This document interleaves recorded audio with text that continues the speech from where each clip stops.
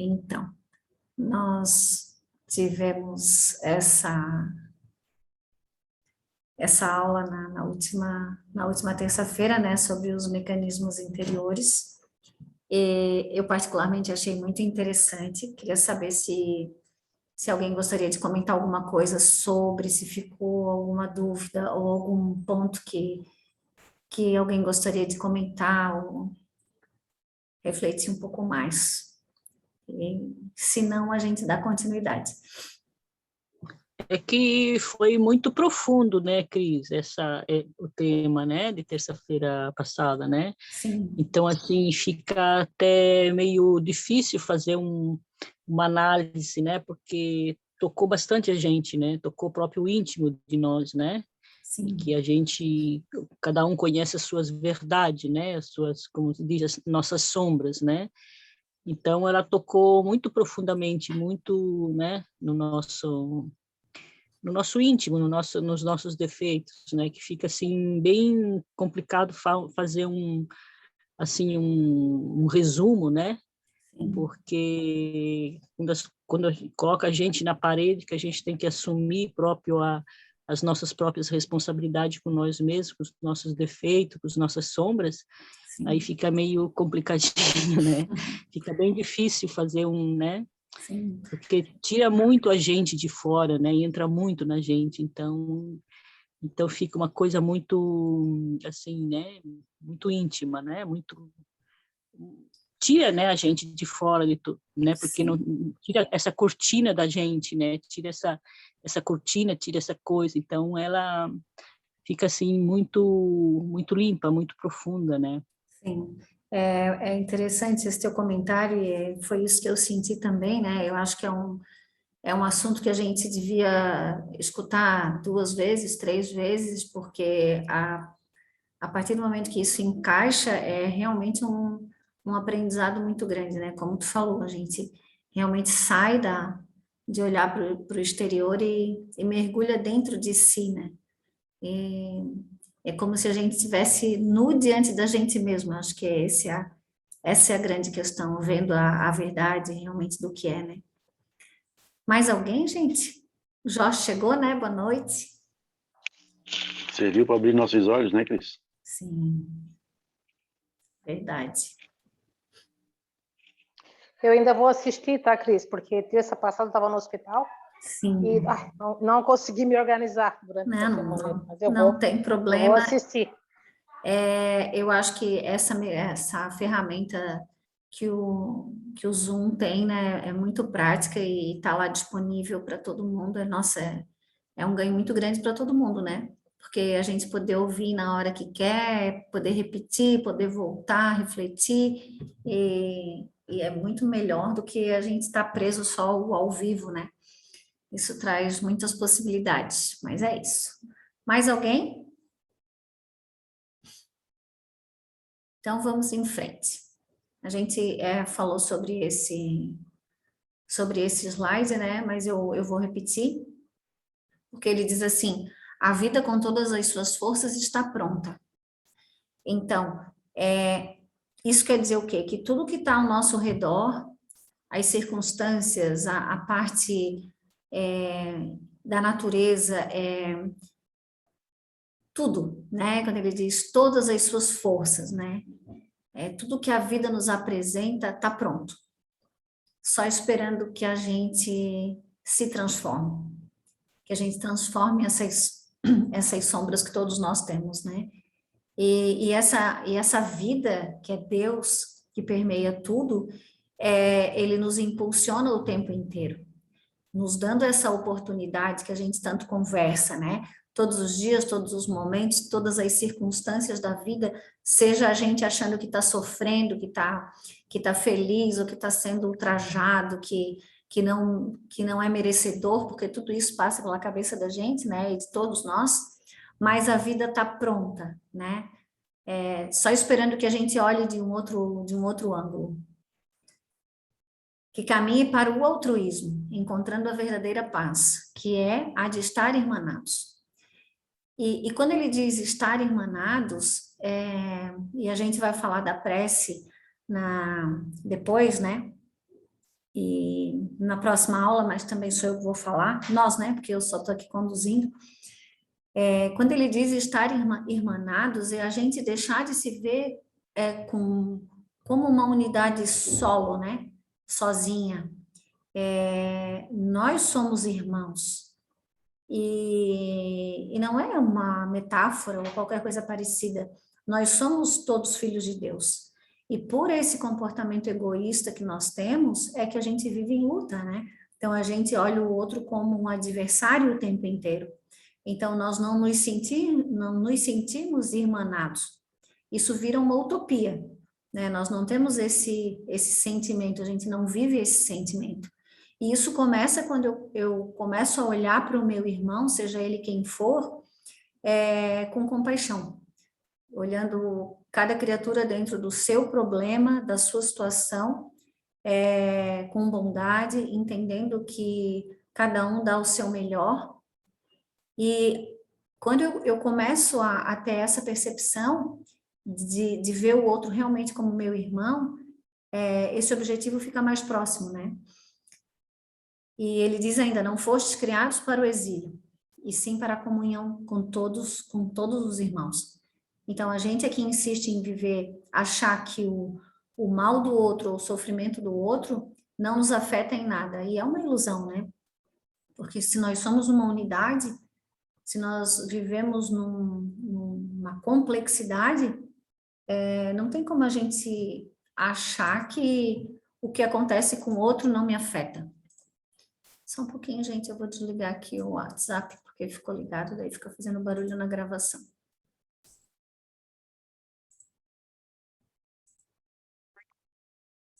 Deu.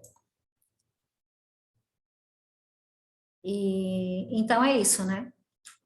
Que nós não fomos criados para achar que somos uma unidade autônoma, vamos dizer assim. A gente vive em coparticipação. E por mais que a gente ache que não, é sim. Com alguma dúvida em relação a esses slides? Jorge está aí, quer falar alguma coisa, Jorge?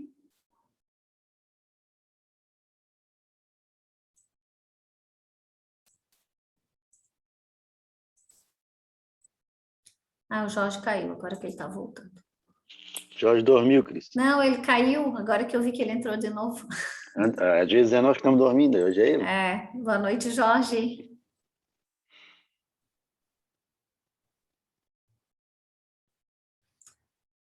Ele deve estar com problema na internet. Deve estar. Vamos em frente, então.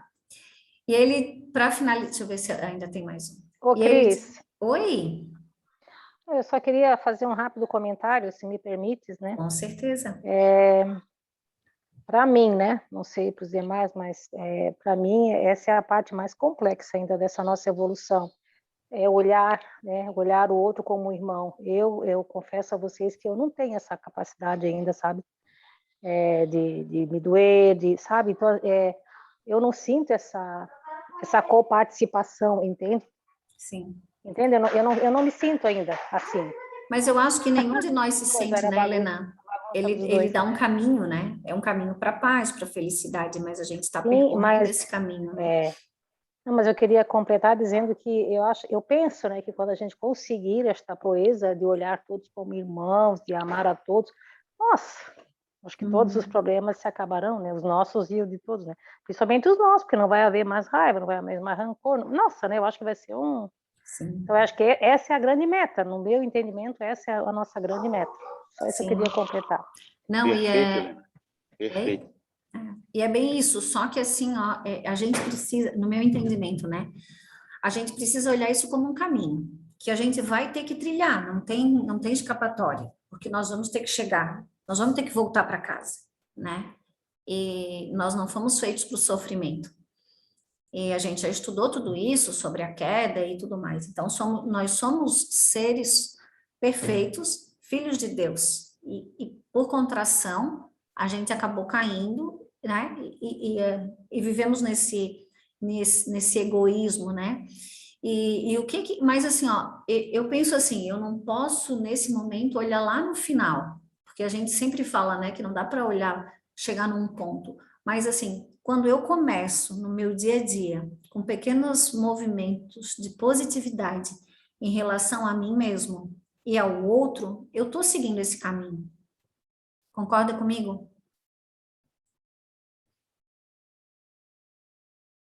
Um exemplo. Mas é difícil, né, Cris? É difícil, Mas é difícil, porque a gente vai, dá uma caminhada, dá duas, dá três, vai lá e faz a mesma coisa. Aí volta pensando naquilo, aí vai e continua fazendo, faz, cai de novo. Meu Deus, é muito difícil. Sim, mas é isso, a evolução é isso, a gente tem que vivenciar, experienciar e tá consciente, porque assim, ó, um exemplo, tá? Todo mundo aqui que participa sabe que a gente faz as marmitas nas segundas-feiras, um exemplo prático. E aí, quando a gente chega para entregar as marmitas, forma-se uma fila, né? A Helena já participou, o Murilo que está aqui participa. E o que acontece? Quem é que está naquela fila? Só um exemplo, né? Para a gente se situar. Vocês imaginem ali a gente com a comida oferecendo uma marmita para as pessoas que estão ali. Quem são aquelas pessoas que estão na fila? E eles vão quase sempre os mesmos. Então, a maioria dorme na rua, uns usam álcool, outros usam crack, uns pedem para levar para casa para não sei quantos e tal e tal. O que eu quero dizer é assim, ó, cabe a mim, quando a gente entrega, o não julgamento, entende? Eu entendo aquela criatura exatamente como ela está ali, né? Ó, eu não julgo, eu entrego. Então, se ele vai fazer aquilo, se ele vai fazer aquele outro, se ele usa droga, se ele usa crack, se ele dorme na rua, começa por aí. Eu sei que vão me dizer assim, né? Vão pensar, mas não é da tua família, não mora contigo. Ok? Ok. Então, aí eu parto para um outro exemplo. O meu filho. O meu filho é de determinado jeito. Eu escolho o quê? Eu posso escolher com a minha mente mecânica e com todo o comportamento que eu aprendi a julgá-lo, dizer que ele está certo, que ele é malandro, que ele é isso, que ele é aquilo, que ele é aquele outro, que ele não gosta de estudar, que ele não vai ser ninguém na vida, ok? Ou eu posso escolher um comportamento novo, de compreendê-lo, dar atenção, dar amor, dar carinho, dar ensinamento, mas não querer manipulá-lo de acordo com como a minha mente mecânica gostaria que eu fizesse.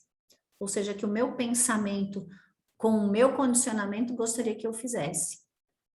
E assim a gente vai trilhando o caminho com pequenos passos. E não sou perfeita, obviamente que não. Também tenho as minhas quedas, mas tento estar consciente. O tempo inteiro linkando com esses conhecimentos que a gente vem tendo já faz algum tempo. E por experiência própria, assim, na minha vida, né? A minha vida tem sido muito mais tranquila. Quando eu deixei de querer que as coisas sejam da minha maneira. Falei aí como Cris, um trem, né? Cris, Oi. Cris. Ô, Cris. Foi, pode falar.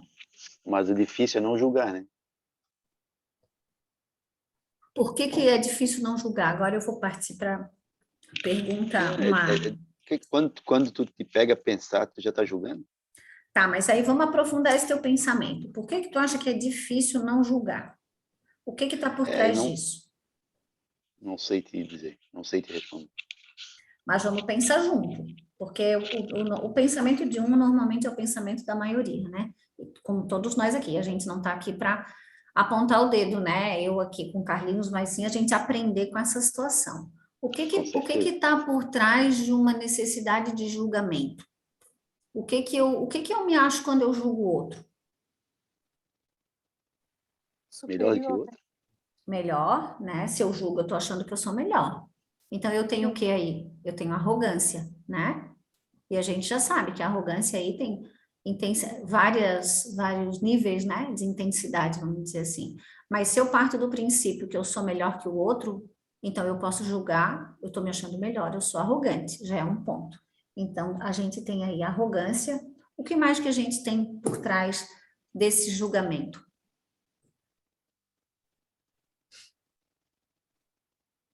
Vamos lá, gente. Vamos arriscar. Eu acho que é a questão do controle, né? De querer controlar tudo, ter o controle, tô até anotando o poder. aqui.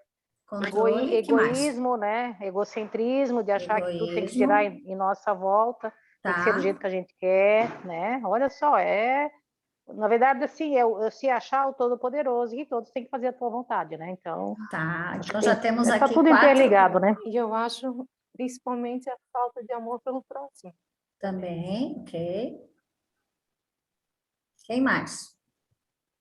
Tô adorando já, tô até aqui anotando. Depois nós vamos fazer uma É que, tabela.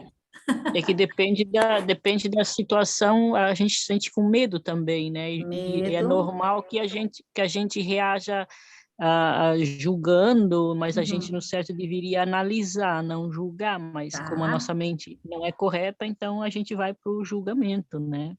Que é o mais ótimo. rápido, o mais comum, né? O mais que a gente é acostumado a fazer, porque a gente vive no costume, né? Então, o Uhum, que a gente é acostumado a fazer naquele momento, a gente, né, vai para o julgamento, que a gente deveria era analisar e não julgar, né? tá, então a gente já tem, ó, arrogância, controle, egoísmo. Aí o Todo-Poderoso entra ali na arrogância, né? Que a Helena falou, a falta de amor que a Cláudia falou, o medo que a Tinelli falou. Quem mais? Cadê o Jorge? Estou aqui, presente, estou escutando, está muito bom. Então tá, vamos lá, Jorge. O que que tu acha que está mais por trás de julgar? Vai de julgar o que é que está mais? Além dessas coisas que todo mundo já falou. Eu posso fazer uma pergunta diferente dessa? Pode? Posso? E aí gostaria que todo mundo respondesse. Todo esse material aí que foi colocado aí, medo, arrogância, dono da verdade, soberba, tudo aí, controle, que é uma forma de egoísmo, né? Todo esse material, ele pertence a que tipo de situação nossa? A sombra, a persona, ao nível consciente ou ao nível superconsciente, o self? O self deveria estar dirigindo todo esse contexto do eu sou. Então, esse material que vocês falaram aí, ó, eu julgo porque eu tenho medo, eu julgo porque eu me acho melhor, eu julgo porque isso, eu julgo porque aquilo, é um material de onde? De dentro de você. Com o que você está vivendo, com o que você está se relacionando, dentro de você. Então, eu penso que é parte da persona e parte das sombras. Acho que é uma mistura. Então, você está vivendo da sua sombra, não é? E usando que quem julga normalmente é a persona, tá? Você usa uma máscara de melhor para esconder o que você tem de pior. Isso todo mundo já sabe. Okay? Então, agora você tem, todos aí têm escolha? Sim, Tem ou não tem escolha? tem. Com certeza, claro que a gente tem. A escolha depende do quê? Da minha vontade? Ok, estamos chegando lá. Então, por que continua a julgar os outros? Já que você está julgando com a sua persona, sua máscara de superiora, de controladora, para esconder aquilo que você não quer ver. Aí Deus, não é, segundo as suas leis, lei de causa e efeito, põe a sua sombra na sua frente. Aí você usa a persona para julgar você mesmo. Aí você dá mais energia para a sombra. Aí o Carlinhos fala assim, ai, mas eu não consigo porque ela é muito rápida. Para de dar energia para ela. Não é, Carlinhos? Quanto mais você fizer, mais energia você está dando. Isso é energia, gente. Quanto mais energia você der para ela, mais descontrolada e mais domínio sobre você ela vai ter. Então, quando você tiver, ou qualquer um pensamento de julgamento, de crítica, de censura, vem para o nível consciente. Olha primeiro o teu pensamento. Para ele. Olha ele. Depois você vai para o self. Você vai para o amor. Você vai para a bondade. Você vai para a caridade. Você vai para a indulgência. Você vai para a misericórdia. E aí você tem outro olhar, o olhar da dualidade, o olhar da sombra e da luz. Por isso, gente, que bem-aventurados são os mansos, são os calmos. Eles conseguem fazer isso. Os agitados não conseguem, os apressados não conseguem, os irritados não conseguem, porque já estão dominados por uma força negativa que é da sombra. Agora, se a Cris me permitir me alongar um pouquinho mais, Claro. eu gostaria de falar um negócio para vocês assim. Tudo é você. Okay? A Helena falou assim, eu não consigo ver o outro como eu. Tudo é você, Helena. O outro é você. Se você não tiver essa percepção, é porque você está separada dentro de você. Você não consegue ver seu lado luz, você não consegue ver seu lado consciente, porque você está vivendo da persona e se escondendo da sombra. Nós vimos aí o slide que o amigo mandou, que ele diz assim, a sombra que são negadas, eu nego a sombra e para vestir uma persona. Através das máscaras. Então, toda vez que eu estou usando máscara, eu estou fugindo, negando, rejeitando a sombra, na qual eu devia olhar para ela, identificá-la, saber esse componente que eu estou julgando os outros é um componente da sombra. Então, eu não quero. Eu vou ser bondoso com o outro. Agora, veja, por isso que bem-aventurado, por isso que para você chegar a um nível de humildade, nós vamos ser humilhados. E nós vamos ser humilhados pela nossa sombra. Eu quero que vocês entendam isso. Tudo é nós. Então, assim, eu visto uma persona, e essa persona eu nego a sombra, e essa persona prepondera. Okay? E eu fico me achando, me achando, me achando, me achando. A própria sombra descontrolada vibra no universo e, por lei de causa e efeito, traz um irmão que vai me humilhar. Porque vocês lembram? Nesse slide que a Cris também colocou aí, que o amigo passou, ele diz que a força que prepondera no meu psiquismo é que vai me colocar dentro do campo e esse campo vai me corrigir. Então, quando vocês se sentirem humilhados, chateados, não é?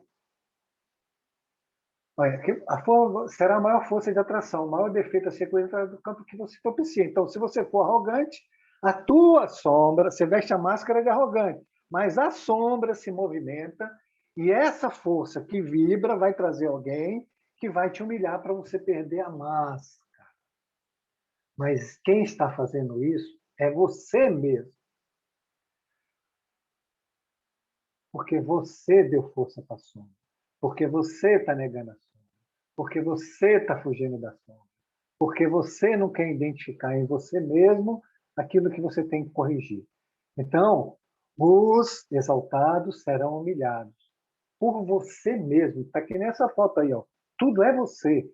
De novo, tudo é você. Ninguém está fazendo nada com você. Você está se fazendo tudo. Todas as vezes que você for humilhado, rebaixado, xingado, fofocado, é você mesmo. É porque tem um componente em você que você está fugindo, que você está negando, que você está rejeitando, maldizendo, e que você precisa olhar para ele.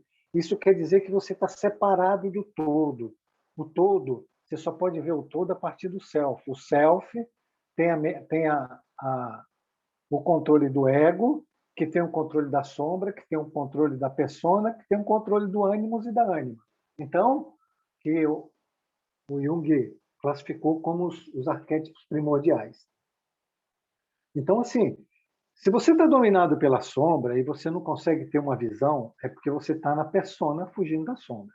Você tem que vir para o nível consciente. O ego é aquele consciente que você vive aí. Hoje você está vivendo. Vocês estão escutando eu falar com o nível consciente. Mas quem tem a totalidade, a completude de tudo, é o self, o si mesmo, a centelha divina, a inteligência. Então, ele vai olhar para o consciente, que é o agora, que é o hoje, e vai olhar para o subconsciente, que é o passado, onde está a sombra e onde estão as máscaras que você foge da sombra. Então, você fica numa relação somente a nível inferior. Então, assim, ó, por favor, não digam que é difícil. Não digam que você não consegue. Não diga que você está separado. Não diga que você não ama o outro. Procure amar você mesmo. Procure ver você mesmo na sua totalidade. Tudo que você quiser para o outro, faça por você. Tudo que você não consegue fazer para o outro, faça em você. Porque tudo é você. Ok, galera? Espero que vocês tenham entendido. E se não entenderam, pergunte para a Cris. E mais uma vez, desculpa, Cris, ter demorado aí. Vamos em frente. E Por esse favor, né, texto Jorge? Eu adoro quando fica participativo, porque eu acho que o conteúdo encaixa muito melhor, porque as dúvidas a gente tem e é preciso que a gente se coloque, né? Porque do contrário fica uma coisa fica um objetivo sem um respaldo lá no final, né? seria bom, Cris, que todo mundo, se vocês quiserem realmente aprender, estudem esse texto do amigo, né? Não fiquem só aqui nas aulas. Quando você não tiver, peça o texto para a Cris, olhe ele, estude ele, veja cada detalhezinho separado, coloque a sua vida em cada detalhezinho desse, procure se enxergar dentro disso. Assim que você evolui, gente, vocês conseguem o que vocês quiserem. Qualquer coisa que vocês quiserem, vocês conseguem. Obrigado. Em frente. Em frente. Alguém quer fazer algum comentário? Eu só queria completar, né, dizendo que a gente precisa, esses dias a gente já falou sobre isso, de que a gente realmente se decida em ter essa vontade, e não fique naquela corda bamba, né? Pô, será que eu gosto de ser assim, como eu sou agora? Né? Gostar, que eu quero dizer, lembra da aula da caverna? Acho que a maioria tá, não sei se todo mundo aqui, mas eu sou aquele cara que está sentado dentro da caverna vendo as imagens lá, bem acomodado, bem sentado, ou eu já estou me remexendo nessa cadeira que quero sair desse sofrimento? E se a gente realmente quer sair desse processo que a gente vive há milênios, de sofrimento e de repetição, né? Então é preciso que a gente tenha vontade e que a gente não sinta satisfação em fazer o que a gente já faz, né? E é isso. Parece difícil, mas não é muito, não. Esse é o último slide, né? Então, ele fala do eu. A escolha precisa ser tua. Escolhe o abrir-se, o ver, o ouvir, sentir-te como um cidadão do mundo, permitindo que todas as possibilidades cheguem e façam o impulso necessário para o retorno ao verdadeiro lar. Então, quando ele diz, né, eu acabei de dizer, eu nem lembrava desse último slide, que a vontade tem que ser tua. Precisa existir uma escolha, né? E para eu escolher, eu preciso ter vontade de realmente me abrir, de ver a verdade, como a gente sempre fala, de ouvir, de sentir de verdade, como um cidadão do mundo, ou seja, como um eu verdadeiro, né? Que transita por todas as instâncias da vida de uma forma aberta, inteira, né? Se enxergando, se vendo como verdadeiramente sem julgamento, sem culpa, e sim respeitando e acolhendo todos os nossos pedacinhos, né? As nossas sombras, olhando para cada parte com muito amor, porque é a única maneira, né? Todos os sofrimentos que a vida apresenta, que a gente pode ver em todas as famílias, os sofrimentos que a gente tem, né, dentro das nossas casas, dentro da gente, né, lá bem profundamente, no nosso íntimo, a única maneira que a gente tem de se curar é através do amor. Então, a partir do momento que eu dou amor a mim mesmo, ou seja, eu amo todas as minhas partes, toda essa minha fragmentação, eu junto todos os meus pedaços, eu acolho todas as minhas sombras, eu me amo de verdade, eu sinto isso no meu coração. Eu acabo iluminando o ambiente em que eu vivo, né? E aí, se eu me amo e eu consigo ser essa luz, né? Todo o resto é favorecido, né? Porque é assim que funciona. Eu sou uma unidade que faço parte de um todo. Então, cada unidade precisa se acolher e se amar. E aí a gente faz uma grande luz, né? Iluminando o mundo inteiro. É isso, gente. Essa aula findou-se. Alguma dúvida, algum comentário? E a gente vai passar para uma próxima.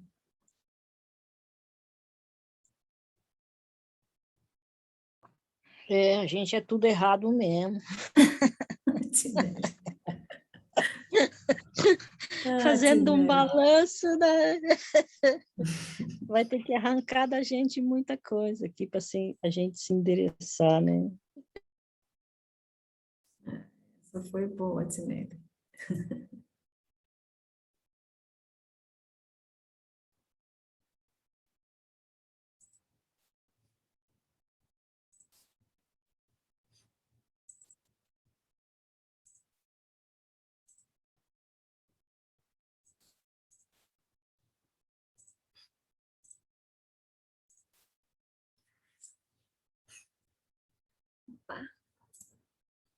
Então, gente, vamos começar uma nova aula, né, um novo tema, apesar de que tudo, né, tá interligado, entrelaçado.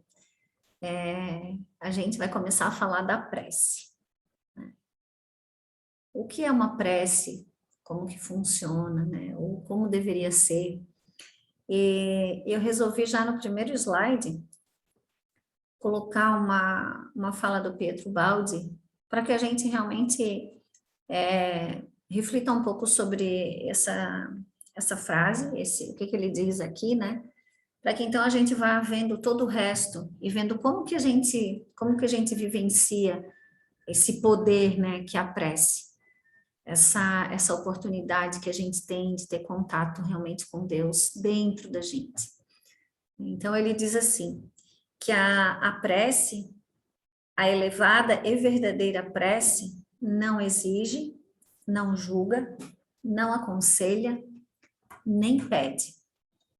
Só escuta para depois aderir e obedecer. E aí também já vamos fazer uma aula participativa, né? E eu gostaria de saber quem é que ora desse jeito. Quem é que faz prece assim?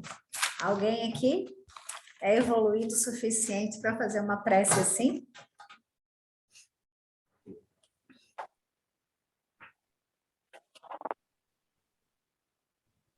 Não, eu não, né? Embora tenha estudado com respeito, né?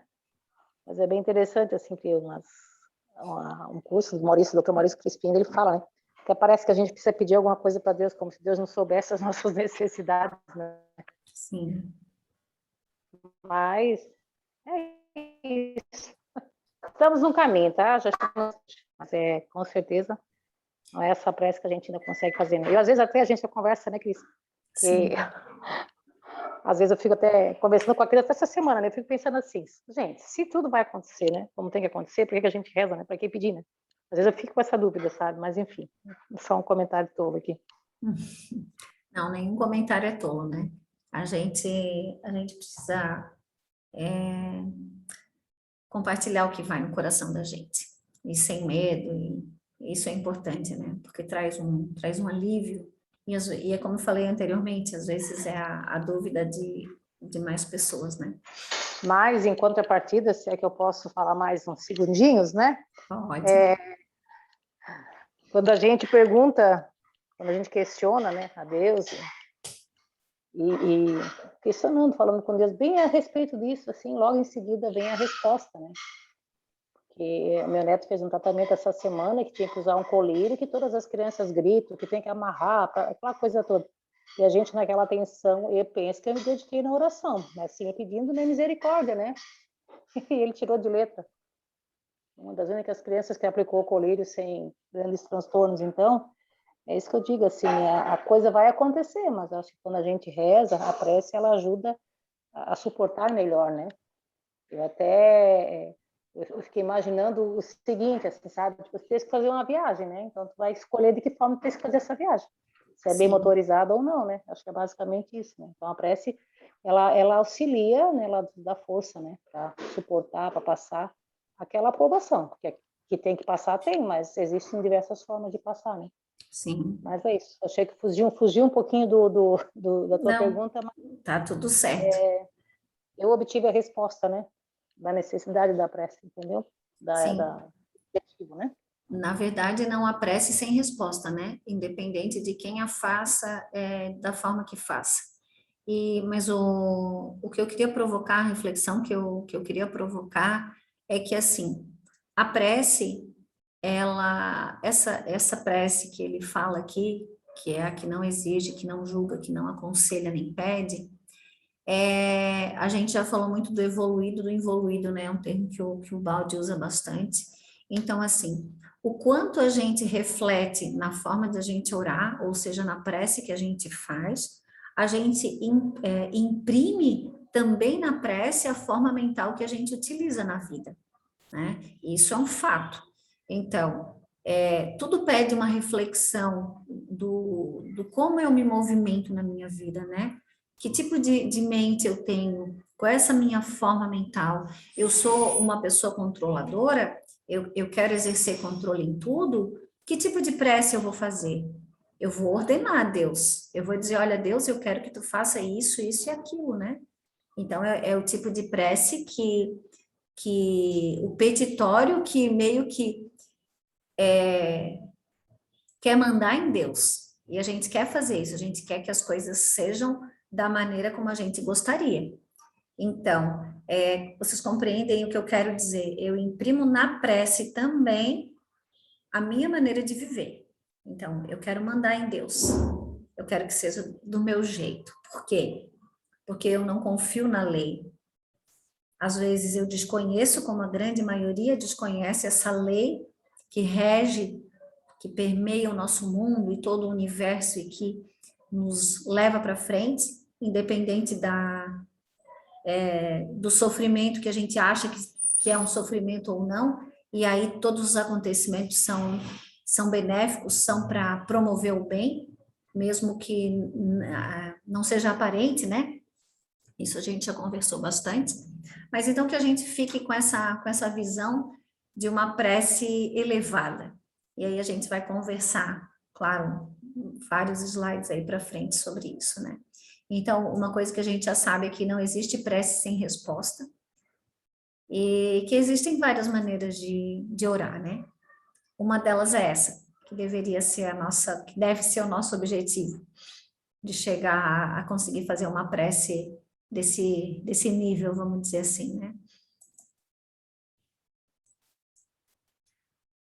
Esse é um texto de Leon Denis. A prece é o pensamento inclinado para o bem. É o fio luminoso que liga os mundos obscuros aos mundos divinos. Os espíritos encarnados, as almas livres e radiantes. Então, nós vivemos num mundo obscuro. A gente já sabe disso, né? Então, a única maneira de a gente se ligar aos mundos divinos, ou seja, as almas livres e radiantes, como ele diz aqui, é através da prece. E, olhando mais profundamente, a criatura que ora, ela está dizendo o que para ela mesma? Vocês já pararam para refletir sobre isso? Ela admite que existe um Deus, que existe uma força maior que conduz toda essa vida. Às vezes, talvez inconsciente, né? Mas a partir do momento que a criatura se dirige a Deus e ora do seu jeito, da sua forma, ela admite para ela mesma que existe uma força, né? Existe algo muito maior que vibra e que rege todo o mecanismo da existência. Eu, na verdade, nunca tinha parado para pensar nisso. Acabei de receber aqui uma intuição, né? E aí a gente vai trabalhar em cima do texto do Pietro Baldi, que ele diz assim: o que é a prece? O que significa orar? Em que se tornará este ato para atingir a vida interior? Orar significa colocar-se em atitude íntima em que a alma busca comunicar-se com Deus. Então, quando a prece ela é verdadeira, ou seja, a criatura que ora, ela busca esse contato. Ela sente que existe algo maior, e é esse algo maior que está no centro, que é Deus, que emana amor, que faz com que esse vazio comece a ser preenchido, ou que pelo menos seja amenizado. Então, a gente, no dia a dia de cada um, né, eu tenho contato com muitas pessoas, converso com muitas pessoas, e a gente percebe como a falta da oração, a falta da fé, ou dessa ligação com Deus, faz com que a vida da criatura fique vazia. Então, ele tem uma vida material, acredita que essa vida seja única, né? E seja finita. E o que acontece? Eu cuido dessa vida com um controle exagerado, e aí eu adoeço o meu psiquismo, porque eu me acho um condutor solitário. Ou seja, eu não acredito que exista uma força maior que me conduza, que me cuida, né? E que é o que a gente sabe, que é o amor de Deus que faz isso tudo por nós. Então, o ato de orar verdadeiro e feito com o coração, essa comunicação com Deus é que vai trazer para a gente, para nós, enquanto criatura humana, um bem-estar, né? E fora aqui que, eu não vou falar aqui nesse slide, mas o Jorge está aí que pode me ajudar, a transformação, quando a gente ora, que a gente se conecta com Deus, a transformação que a gente faz em nível vibratório, né? Porque eu me conecto com o alto, com espíritos mais elevados. E quem ora tem a oração como deve ser, ela vibra num nível muito melhor que o nosso, porque a nossa vibração é muito baixa. Então, por isso que quando a gente ora, quando a gente entra numa casa de oração, a gente sente uma vibração muito elevada, a gente sente um bem-estar, né? Que é isso que essa conexão provoca. Então, ela dirigindo-se a ele, como uma planta para o sol que lhe dá a vida, inclina-se da periferia para o centro. O que é a periferia, gente? O que a gente já conversou sobre isso, né? Não sei se alguém lembra, tinha um slidezinho lá muito bacana, de um monte de bonequinhos lá rodando pela periferia, que é onde a gente vive, né? No egoísmo, no orgulho, na raiva, na vaidade, no julgamento. Então, nós vivemos nessa periferia no nosso dia a dia, né? Nessa mente fechada, com tudo isso que a gente já falou, né? E aí ele diz que é como uma planta que gira para o sol, né? Que é o sol que dá vida, que é o centro. E o que é o centro? É o amor que emana de Deus. E é essa transformação que a vida pede, né? E por isso a importância da prece, porque se ela me traz para o centro, e eu vivo numa periferia de sofrimento e de angústias e tudo mais, de doenças, porque todo esse pensamento e esse comportamento adoece o meu corpo físico. Então, todo o meu envoltório físico fica prejudicado e adoentado por conta de um comportamento mental, de um afastamento desse centro. Então, a criatura vive afastada, em sofrimento, quase que constante, porque senão não são sofrimentos físicos, mas existe uma autotortura mental por conta dos pensamentos repetitivos, né? Então, isso permanece, faz com que a criatura permaneça na periferia, com uma força de atração muito grande, né? Que a gente poderia dizer que é a parte de baixo. Então, existe uma força de atração muito grande da parte de baixo que nos mantém presos ali, nesse sofrimento. E existe todo um coletivo vibrando, né? Então, esse campo realmente ele é muito forte. E Deus nos atrai do centro, com todo o amor, bondade, compaixão. Então, como que eu faço essa transição da periferia para o centro? eu preciso mudar o quê? Mudar o comportamento, o pensamento, né? Deixar de usar tanto a minha mente e usar o meu coração.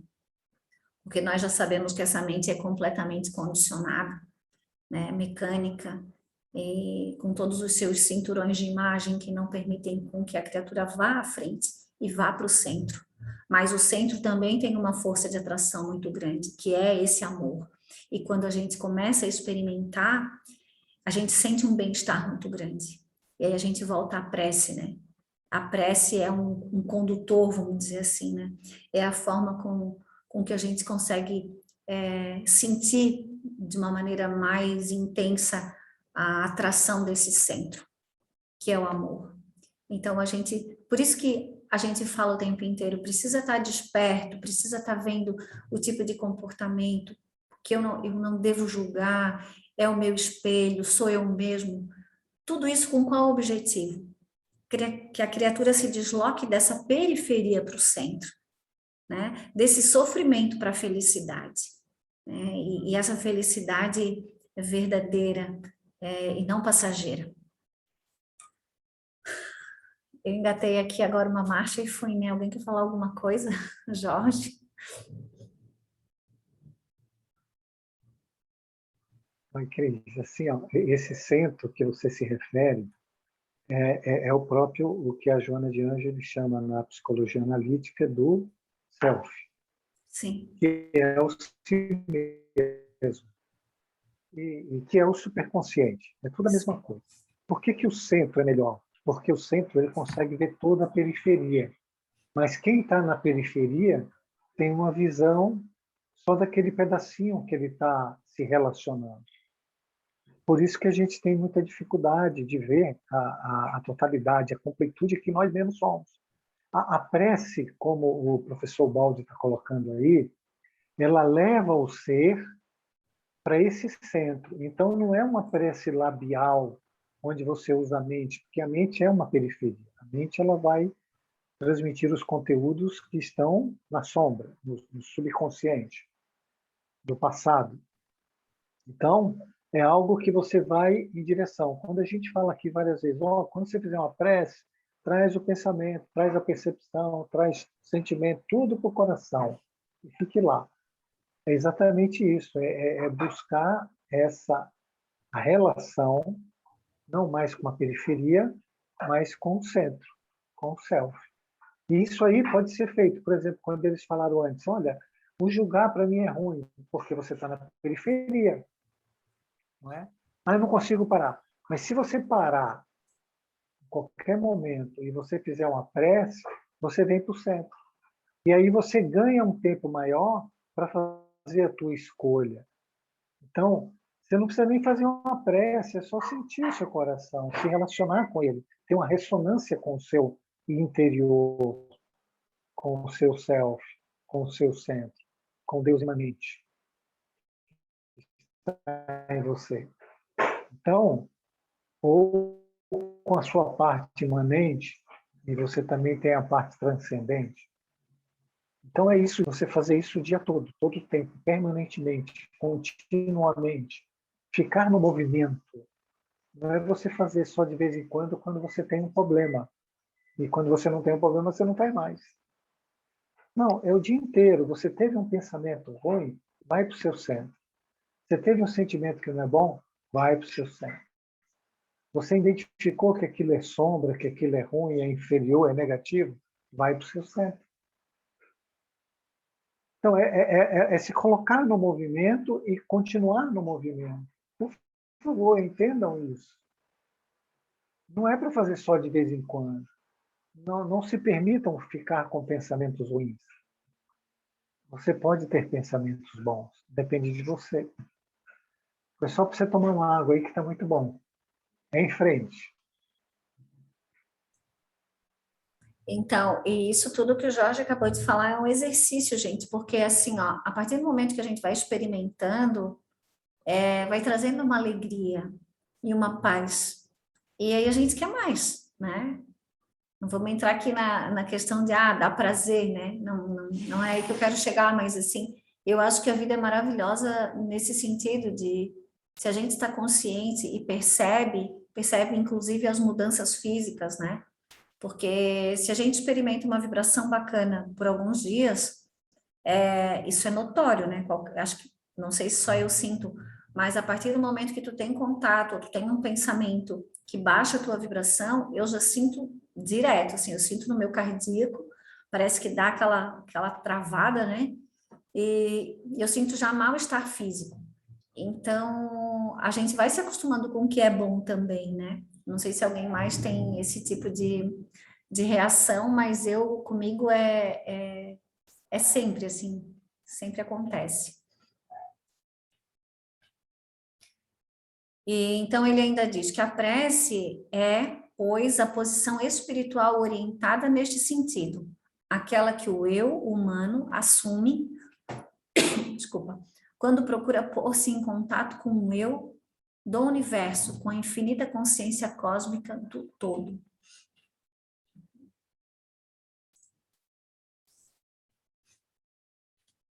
E vimos que ela não é exterior, né? Mais íntima às coisas e a nós, que é tudo que a gente vem falando, né? Então, a prece, quando ele diz, ele vai falar mais para frente, né?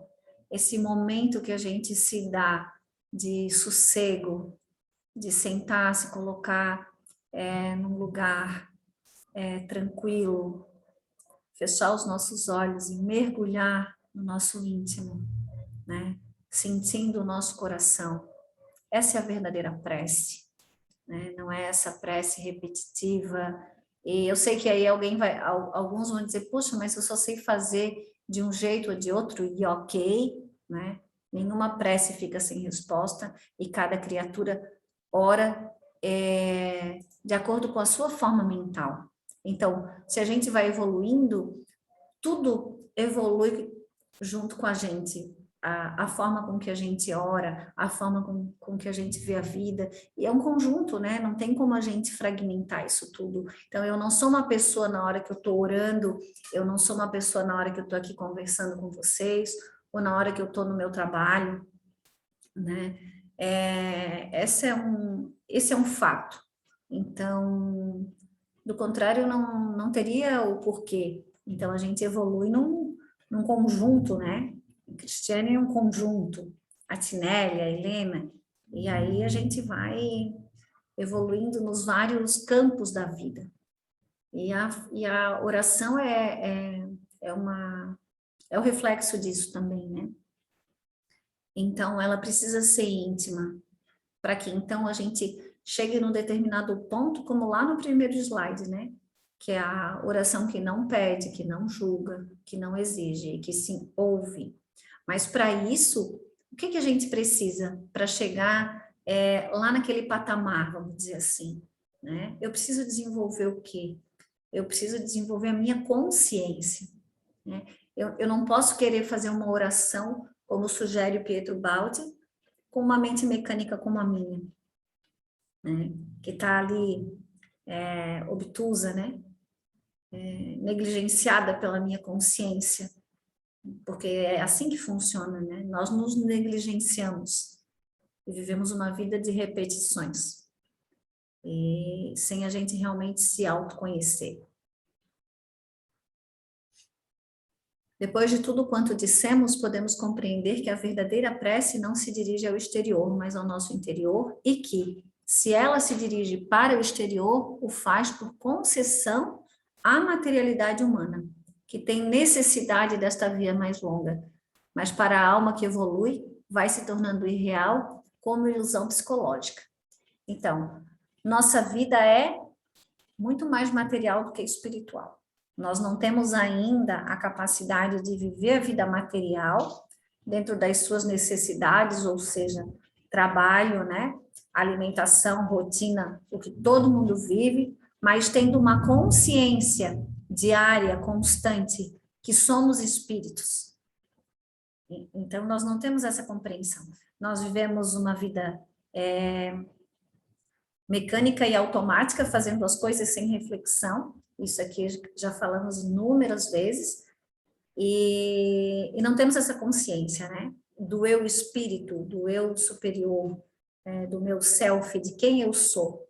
Então, eu passo pela vida sem vivê-la. A maioria de nós faz isso e eu me incluo também.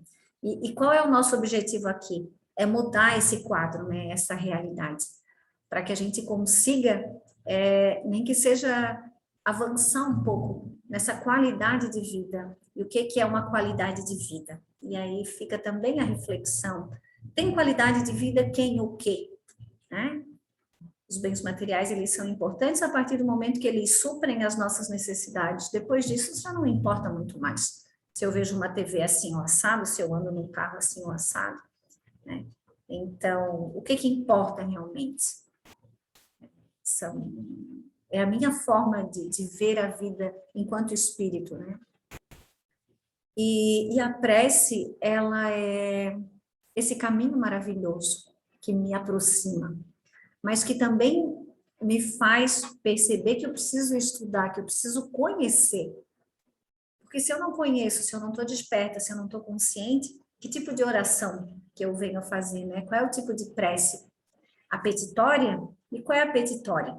Que é um dos tipos de prece a que a maioria de nós se utiliza, né? Então, eu peço para Deus que eu quero arrumar um tal emprego, eu peço para Deus isso, eu peço aquilo, eu quase mando, né? Porque então, como eu acho que eu que mando, eu sou controladora, então, e eu não acredito na lei, eu acredito que as coisas não são para o meu bem, então eu acabo usando essa forma de pedir, de orar, né?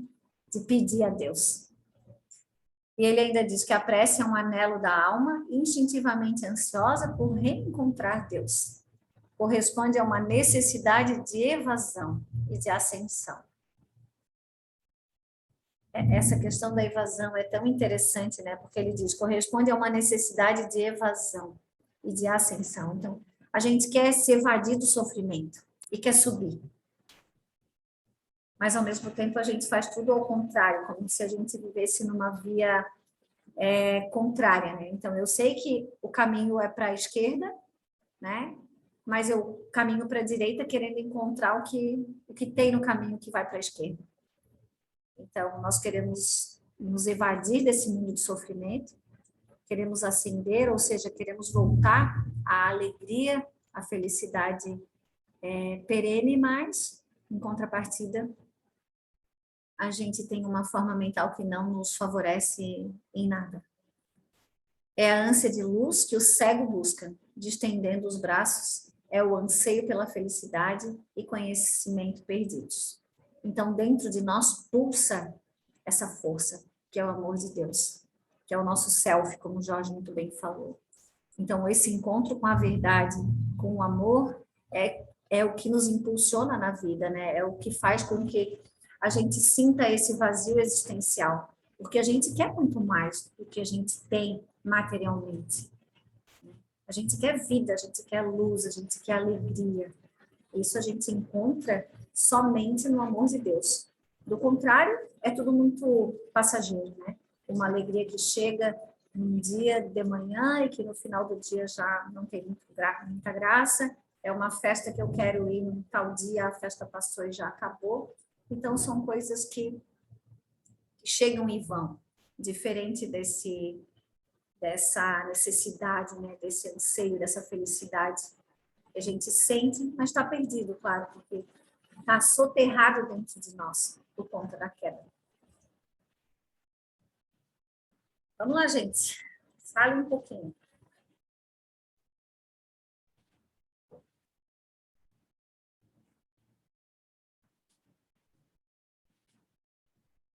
Nossa, aqui está chovendo um monte. Estão me ouvindo bem? Sim. Sim, sim. Todo Tô mundo ouvindo. quietinho. E ele diz ainda assim, né? A prece se faz grito de invocação no perigo e na dor, chamando pela salvação. Transmuda-se no abandono entre os braços pródigos da lei, que nos dá paz e repouso.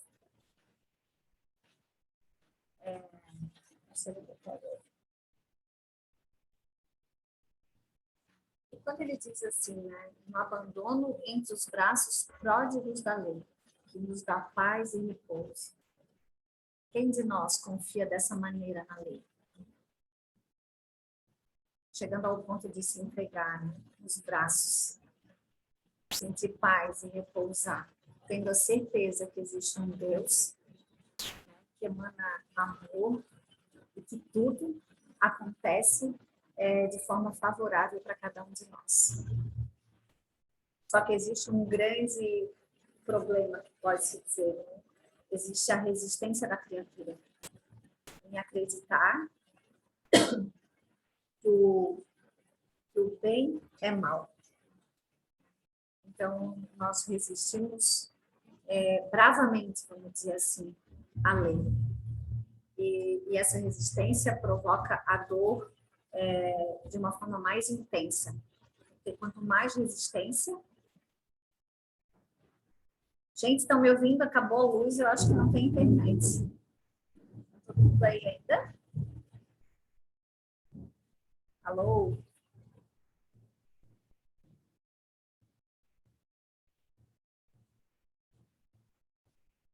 Acabou a luz, né? Vê se a internet está aqui ainda.